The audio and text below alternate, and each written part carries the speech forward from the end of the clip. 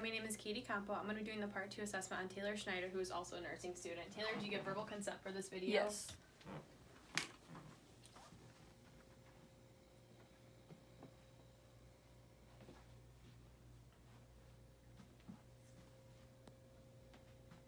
So before I get started, I would introduce myself as Katie, her nurse. I would identify her with 2 different identifiers, such as birthday and last name.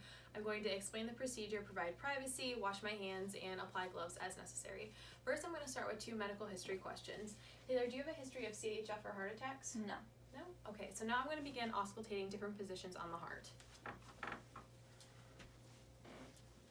So I'm first going to start with the aortic, which is the second right intercostal space.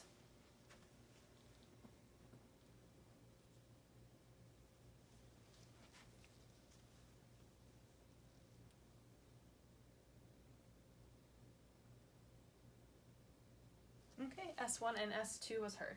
Next, I'm going to move to the pulmonic, which is the second left intercostal space.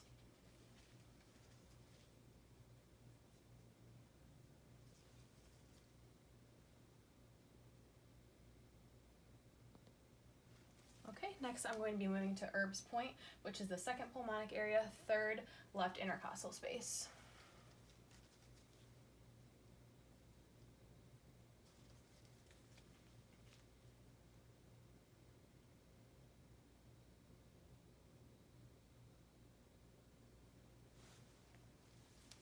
Okay, next I'm going to be moving to the tricuspid, which is the fourth left intercostal space.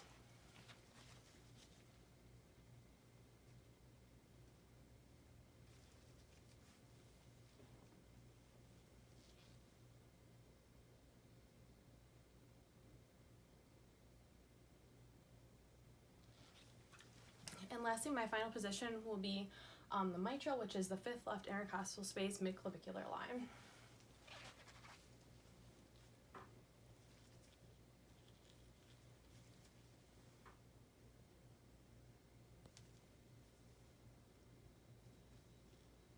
And because her heart rhythm is regular, I'm going to count for 30 seconds to assess her heart rate.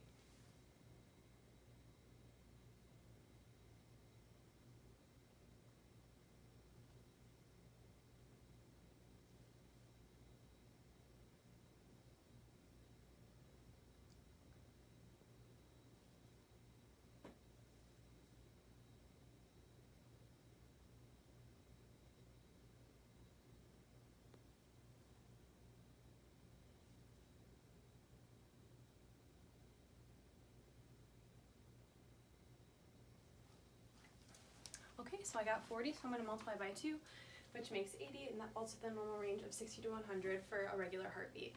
I heard S1 and S2 lub-dub throughout. No extra heart sounds such as S3 or S4 were heard. Next, I'm going to be inspecting her arms. Just hold out her arms. Okay, so her arms are even and symmetrical bilaterally. She has a nice even skin tone. It's beige with some nice pink undertones. Her skin is clean and intact. There's no open areas. I am noting that she has a primary lesion on her wrist and in the form of a freckle. It is pinpoint and round. There's no exudate or drainage coming from it. She also has some primary lesions in the form of freckles on her upper left arm, but they are flat. There's no drainage or exudate coming from them. Next, I'm going to assess hand grasp. So I'm going to have you grasp my fingers. Okay, so her hand grasp was strong equally and bilaterally. Next, I'm going to be assessing her lower extremities. Okay, just first by observing her lower extremities, they are even and symmetrical bilaterally. First, I'm going to look at color and color variation. So just by observing her legs, I am not noting any color variations bilaterally. They are symmetrical in color. Next, I'm going to be looking at the condition.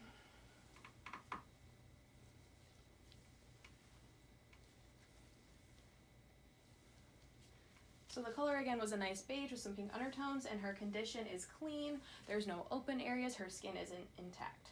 Next, I'm going to be looking at hair distribution. So my patient has cleanly shaven legs, but her hair follicles are evenly distributed on both the anterior and posterior side of the leg, on both right and left leg. And lastly, I'm going to be looking for venous patterning.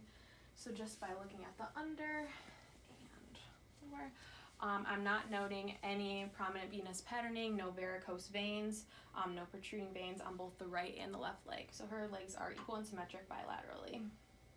Next, I'm going to be observing for primary, secondary, and vascular lesions. So for primary lesions, she has a mole on the lateral aspect of her lower left leg, and it is small, round, and pinpoint, and it is slightly elevated, but there is no drainage or exudate coming from the mole.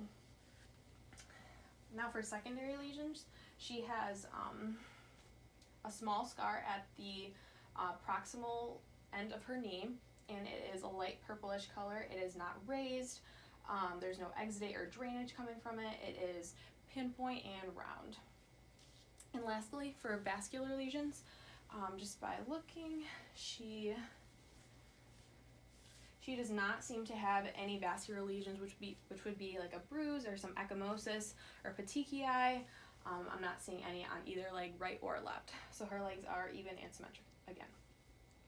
Next, I'm going to be looking at edema and moisture. So if you could sit up for me. Okay, so I'm going to now be assessing for edema first.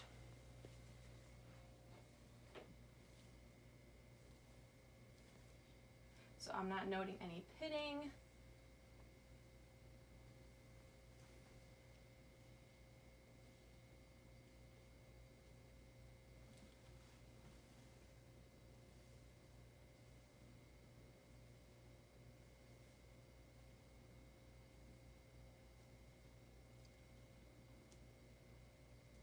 So there was no edema on either the right or the left leg. They are both bilaterally with no edema. Now I'm going to be looking at moisture.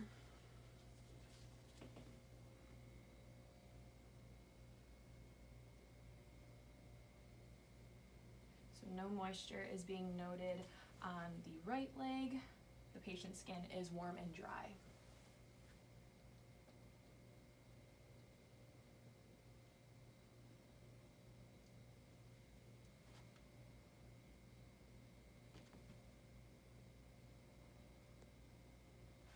Okay, also the patient has warm, clean, and dry skin on the left leg, no moisture also noted.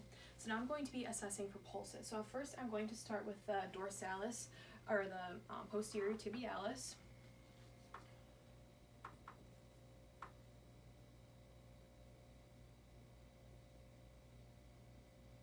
Her pulse is a 2+, it is regular, has a regular rhythm, elastic, and is normal. Now I'm going to be doing the dorsalis pedis, so I'm just going to draw an imaginary line between her big toe and her second toe.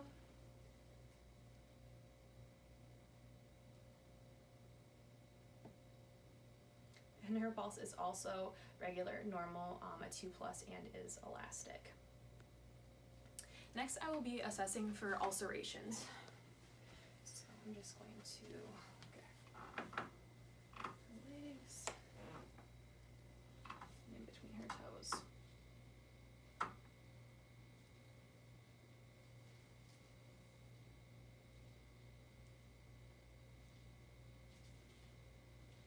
No redness or ulcerations were noted on her feet or her legs. Next, I'm going to ask the patient if she has any numbness or tingling. Do you have any numbness or tingling? No. No, patient says she does not have any numbness or tingling. So finally, that my assessment is done, I'm going to document my findings, put the patient in the lowest position in the bed, side rails up ×2, bed in lowest position, and collie within reach.